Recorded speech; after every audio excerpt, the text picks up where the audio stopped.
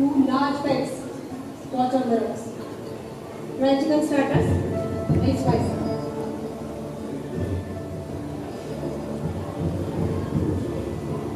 So, Mr. Pratik, ओळखलं मला? नाही. कसं ओळखणार? कारण या आधी आपण कधी भेटलोच नाहीये.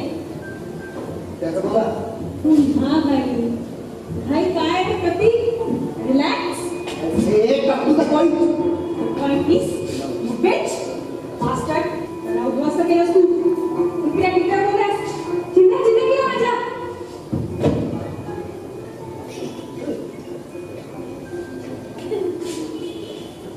आपल्या हातून त्रास झाले त्यांचे नंबर मिळवून तू फोनवर माफी मागतो सोडे त्यांची. मग मीच बरी वगैरे गेले त्यातून मला कसा नाही तुझा फोन. मी सगळ्यात जास्त त्रास भोगला तुझ्या गारुडेपणाचा.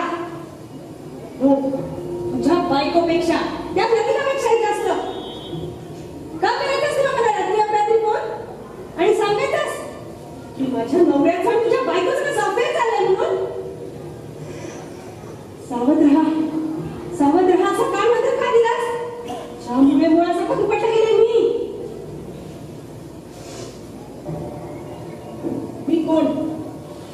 मी कोण या एकाच प्रश्नाचं खूप मालूम बसले तुझ्या. मी ती तुझ्या तिच्या तिच्या ऑफिस मधल्या तथाकथित त्याची दुर्गाची पत्नी. कळलं? माझा दुरांवरी संबंध नसताना कसा बोललास? चिकटलं गेलंय माझ्या आयुष्याशी ते. चक्रात करायचाच फोन आणि टाकायचं काढी. अरे पण केलास तुझ्या काय झालं असेल याचा केलास? Professionally I am doctor. MD doctor. जाऊन प्रॅक्टिस चालली होती माझी. नवरा मेकअप कंपनी बऱ्यापैकी पोस्टर होता. काय मुलगा मिनिट सुद्धा तुझा पहिला फोन ज्याला तुम्ही 32 मिनिटांनी आला तेव्हा तो सडी त्याच्या 10वीच्या परीक्षेची तयारी करत होता. आज माझी स्थिती काय विचार कर. Can you imagine? तुझ्यासारखी काही झालंय की नाही? दारू नाही, चहा गोळ्या पेशंटला देत होते ते आज कन्झ्युम करायचं व्यसन लागलंय मला. 70, 80 गोळ्या घेते मी एकाच वेळी. एक गोळी घेत होते मला त्याची खुशी घेतो. कमी तर इतका संशय घेतला मी, इतकं छान त्याला की पावलं तरीही मला मदत करण्यासाठी भटकलं. पण ऍडिक्शन मध्ये ट्रीटमेंट घ्यायलाच तयार नाही म्हटल्यावर सेपरेशन पर्यंत बसलो. सेपरेट झाले आणि आमच्या काही असतं तर आमच्या भांडणामुळे अभ्यासापासून माझ्या विचित्र ऍडिक्शनमुळे त्याला डिप्रेशन इतकं घेतलं घरी 24 तास डोळ्यात पडलेला असतो तो नुसता. कधी कधी चालू मिळवल्याचं आज भान नसतं त्या. माझ्यामुळे आता आयुष्यात कुणाचं नुकसान झालेलं नाही असं शिवाच्याक्षरात लिहितोस ना तू पत्रातून तुझ्या त्या प्रिय डॉक्टरांना. अजून काय माझं वेगळं नुकसान करायचं बाकी ठेवलंस तू बोल. काहीतरी तांत्रिक करणारी पत्र लिहिताना तुम्ही त्यांना. मला तुमचा हा मुद्दा फारच आवडला. मला तुमचं हे वाक्य फारच वाटलं. अरे असल्या गुडी शब्दांनी नाही पकडतायत सत्य चिमटी. नाही बदलतायत आजचं कठोर वास्तव.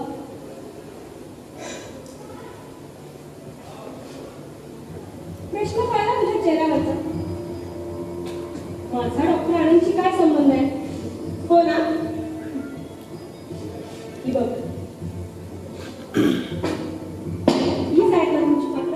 स्वागत आहे तुमचं पुन्हा एकदा नाटुकल्या यूट्यूब चॅनलवर. आज आपण आलो आहोत महाराष्ट्र कामगार कल्याण मंडळ इथे.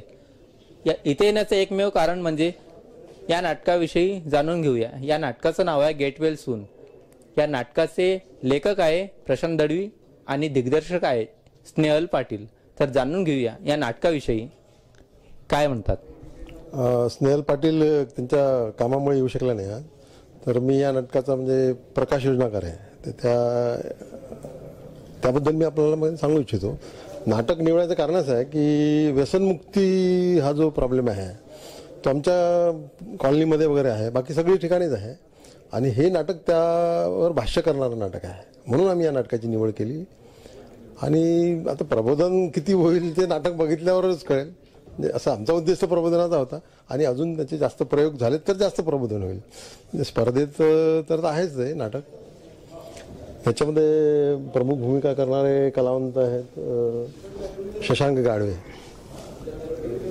सायली जेठे, मंजिरी कीर्तने, त्यानंतर बद्रिका एंदे आणि साधना चव्हाण आणि बाकी आम्ही सगळे बॅक स्टेज. आणि हा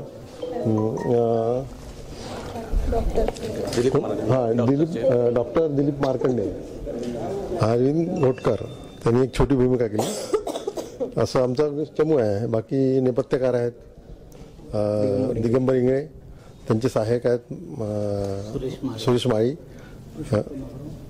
पुरुषोत्तम मसराम, अशी आमची टीम आहे. बघा, आम्ही हौशी कलावंत तर आहोत, पण त्यासोबतच हा एक सामाजिक उपक्रम सुद्धा आहे की आम्ही ह्या नाटकाद्वारे लेखकाने जी मांडणी केली समाजामध्ये व्यसनमुक्ती कशी व्हावी, तर त्याचं एक जिवंत उदाहरण इथं दाखवण्याचा आम्ही प्रयत्न करतोय. आणि यामध्ये खरंच आम्हाला सर्वांना हे नाट्यकृती करताना खूप मजा आली, खूप आनंद आला. कारण एका हौशीसोबत जर एक समाजकार्य करायला मिळत असेल तर त्याच्यासारखा दुसरा द्विगुणित आनंद करण कुठलंच नाही असं मला वाटतं. काय आपण सांग सर, मी छोटासाच रोल केला शशी आहे म्हणून. मला पण आनंद वाटला. मी हौशी कलाकार आहे आणि मला याच्यात एक सामाजिक जे जाण आहे लोकांना, व्यसन कसं होते आणि व्यसनापासून काय काय घरांना नुकसानी होते ते या आपण नाटकाद्वारे लोकांना कळवलं आहे. हा मेसेज सगळ्यापर्यंत जावं अशी आमची इच्छा आहे. एक आणखी सांगावं असं वाटतं, नाटक लेखकाने लिहिताना हे एका म्हणजे पुस्तकावरून लिहिलं पत्ररूपी संवाद आहे, म्हणून त्यामध्ये ते नाट्य रूपांतर करताना त्या डायरेक्टरची एकदमच कसब लागणार होती आणि ती खरंच ती पात्रता आमच्या दिग्दर्शकामध्ये होती आणि त्यांनी इतक्या सुंदररित्या आम्हाला मार्गदर्शन करून हे नाटक उभं केलं, याचा खरंच आम्हाला अभिमान आहे. तर यामध्ये मी डॉक्टरची भूमिका केली आहे. तर ही भूमिका करत असताना मला म्हणजे एक तर हा विषय आपल्या कुठेतरी नातेवाईक, समाज आणि प्रत्येक ठिकाणचा आहे. आम्ही नाशिकला हा प्रयोग केल्यानंतर मला काही लोक असे भेटले का बा हा स्पर्धेपुरता न राहता हा प्रयोग गावागावात आणि प्रत्येक ठिकाणी झाला पाहिजे. कारण का बा खूप ठिकाणी हे म्हणजे सत्यकथा आहेत का बा तो ॲडिक्ट नंतर बा दुरुस्त होतो तर समाज आणि त्यांच्या घरच्यांची काय अपेक्षा असते तर याच्याबद्दलचं चित्रण दाखवलेलं आहे. आणि हा रोल करताना मला आनंद वाटला. काय बोल. माझी भूमिका आहे, ज्याला ॲडिक्शन असते त्याची मी बायको आहे. तर ॲडिक्शन जेव्हा एका माणसाला असते तर फक्त त्याच्यापुरतं मर्यादित राहत नाही, त्याच्यामुळे पूर्ण घर सफर करतं आणि बायको तर सगळ्यात जास्त सफर करते त्यामुळे. आणि याच्यामधून बाहेर पडण्यासाठी तिला पेशन्सची खूप गरज असते. त्यामुळे सगळ्याच गोष्टी पेशन्सनी केल्या तर चांगल्या होऊ शकतात असं मला सगळ्यांना म्हणायचंय. सर काही. मी बाबा शेखची भूमिका केली आहे. म्हणजे 2 वर्ष स्लीप झाल्यानंतर परत सुधारणा केल्यानंतर कार्यकर्ता म्हणून जॉईन झालो.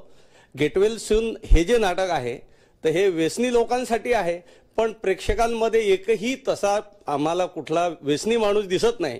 तर हा प्रयोग त्या लोकांसाठी व्हायला पाहिजे असं मला वाटतंय. मॅडम काय आपण. माझी भूमिका म्हणजे एका दुसऱ्या व्यक्तीच्या ॲडिक्शनमुळे अजून दुसरी एक व्यक्ती कशी सफर होते. त्याच्या दारू पिण्याच्या काळात तो त्याच्याकडनं काय चुका होतात हे त्याला माहितीच नसतं, पण त्याच्यामुळे अजून आपल्यामुळे इतरांचंही आयुष्य खराब होत आहे आणि त्याची त्याला जाणीव झाली पाहिजे कुठेतरी. म्हणून ती म्हणजे तिचं असं हे आहे की तुला ती जाणीव झाली पाहिजे आणि म्हणून ती त्याचा असा दबाव वगैरे धरून बसते दाखवलेलं आहे. आणि मला असं वाटतं की हे अगदी प्रत्येक म्हणजे कुठल्याही गोष्टीचा ॲडिक्ट असो, दारू असो, ड्रग्ज असो, आजकाल तर इतके प्रकार निघालेले नवीन नवीन, कुठलाही ॲडिक्ट असो त्यांनी आणि प्रत्येकाने हे नाटक पाहावं. इतकं छान सगळं आहे त्याच्यात मेसेज देणारा, तर नक्की बघावं सगळ्यांनी असं मला वाटतं. माझी भूमिका तशी नाटकात छोटीशी आहे, म्हणजे रिसेप्शनिस्टची. पण मला प्रेक्षकांना सांगून द्यायचं असतं आणि डॉक्टरांनाही मध्ये मध्ये सांगायचं असतं की जी फाईल आहे प्रतीकची आणि डॉक्टरांची तिच्यावर पुस्तक निघणार आहे. ते पुस्तकासाठी ती फाईल त्यांनी जपून ठेवलेली असते, पण नीरा ती येते पत्रकार म्हणून आणि फाईल घेऊन जाते सोबत. त्यानंतर मी प्रेक्षकांना हेही मध्ये येऊन सांगते की नीरा आता अब्रॉडला गेली आहे. म्हणजे थोड्या थोड्या अंतराने येऊन प्रेक्षकांना जे काही पत्ररूपी संवाद असल्यामुळे सुरुवातीला क्लिक नाही होत की नेमकं काय सुरू आहे, तर मी थोड्या थोड्या अंतराने येऊन कळून देते की असं असं होत आहे.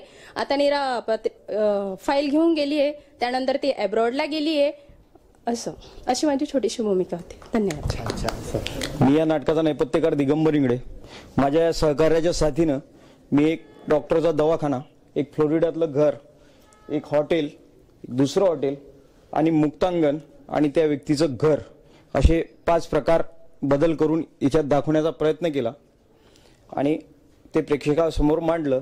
आणि माझ्या सर्व कलाकारांची साथ आणि माझ्या नेपथ्यकारांची साथ याच्यामुळे मी हे सगळं करू शकलो.